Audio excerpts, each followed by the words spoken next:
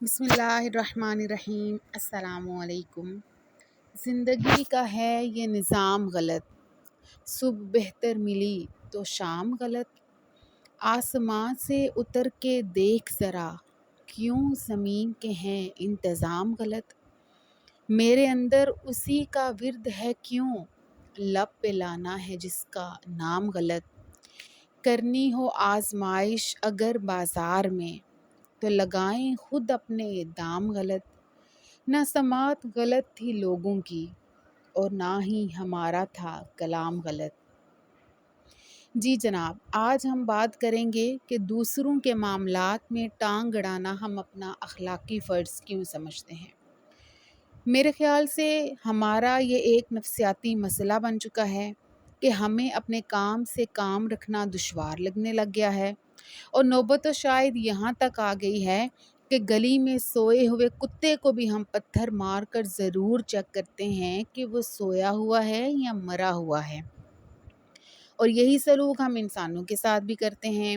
کون کیا کر رہا ہے، کہاں سے آ رہا ہے، کہاں جا رہا ہے، اس کا ذریعہ آمدن کیا ہے، کتنا کماتا ہوگا، اس کا گھر کتنا بڑا ہے، اگر اتنا بڑا گھر ہے تو کیسے بنایا ہوگا، کہاں سے آیا ہوگا اتنا پیسہ۔ لیکن اگر کوئی بے روزگار ہے تو بخشیں گے ہم اس کو بھی نہیں۔ بے روزگار کیوں ہے، بیکار کیوں پھر رہا ہے، کوئی کام دھندا کیوں نہیں کرتا۔ اگر کوئی موٹا ہے تو اس کے موٹے ہونے پہ بھی ہمیں اعتراض ہے، اگر کوئی پتلا ہے تو اس کے پتلے ہونے پہ بھی ہمیں کوئی نہ کوئی شکوہ یا شکایت ضرور پیدا ہو جاتی ہے۔ اگر کوئی گورا ہے تو اتنا گورا کیوں ہے، کون سی کریم لگاتا ہے، بھئی ہمیں بھی تو بتائے۔ اور اگر کوئی کالا ہے تو بھئی اتنا کالا کیوں ہے۔ یعنی کہ ہم کسی حال میں خوش نہیں ہیں، ہم کسی حال میں خوش نہیں ہیں، اور مسائل تبھی پیدا ہوتے ہیں جب ہم دوسروں کے معاملات میں ٹانگ اڑاتے ہیں۔ ہمیں نہ تو کسی کو بدلنے کی کوشش کرنی چاہیے، اور نہ ہی اپنے آپ کو کسی کے لیے بدلنا چاہیے۔ دیکھیں، جس چیز کو اللہ تعالیٰ نے جس جگہ پہ رکھا ہے اسی میں حکمت ہے۔ اس لیے اگر کوئی موٹا ہے یا پتلا، امیر ہے یا غریب، گورا ہے یا کالا، کوئی جیسا بھی ہے، خدا کے لیے اسے اس کے حال پہ چھوڑ دیں، اسے بھی سکون ملے گا اور آپ کو بھی ملے گا۔ خدا کے لیے خود بھی جیو اور دوسروں کو بھی جینے دو۔ دیکھیں، کسی کے لیے بھی رکاوٹ پیدا نہ کریں۔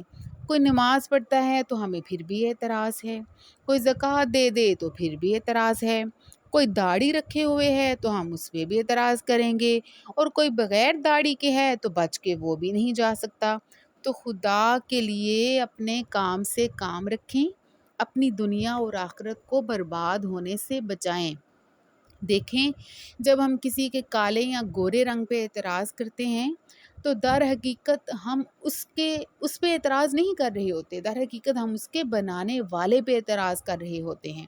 کیونکہ جب بنانے والے نے خود کہہ دیا کہ لَقَدْ خَلَقْنَا الْإِنسَانَ فِي أَحْسَنِ تَقْوِيمٍ، ہم نے انسان کو بہترین سانچے میں ڈھالا، تو پھر میں اور آپ کون ہوتے ہیں اس پہ اعتراض کرنے والے۔ اشفاق صاحب نے کیا خوب کہا ہے کہ یہ ٹھیک ہے کہ تم ایک گلاب نہیں بن سکتے، مگر اس کا ہرگز یہ مطلب نہیں کہ تم ایک کانٹا بن جاؤ۔ تو یہاں ایک راز کی بات ہے جو میں تمہیں بتا دیتا ہوں، اور وہ یہ ہے کہ جو شخص کانٹا نہیں بنتا وہ بالآخر گلاب بن جاتا ہے۔ اس لیے کھلی فضا میں خود بھی سانس لیں، دوسروں کو بھی لینے دیں، خود بھی جئیں، اور خدا کے لیے دوسروں کو بھی جینے دیں۔ خوش رہیے، شاد رہیے، آباد رہیے، دعاؤں میں یاد رکھیے گا۔